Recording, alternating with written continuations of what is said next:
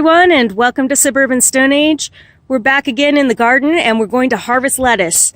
And I'm going to show you a way to harvest your spring greens so that you can get the most out of them. When you buy lettuce at the grocery store, in the big fields commercially, they're usually harvested all at once. So they're kind of cut off at the base and then the head is packaged, and that's what you see at the grocery store is the whole head. Well, in a garden situation, you do things a little bit different. What you do is you start from the outside leaf down here, okay, and you pick it and you put it in your basket like so, all right?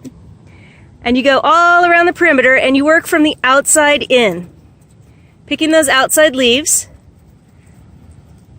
and that's what you're going to eat. But what you leave is the center. Because what'll happen is, in a few days, it's gonna all kind of grow back and you'll have another harvest ready to go. So instead of picking the whole head at once and then you don't have any lettuce left, this is how you get a continual supply of fresh greens from your garden.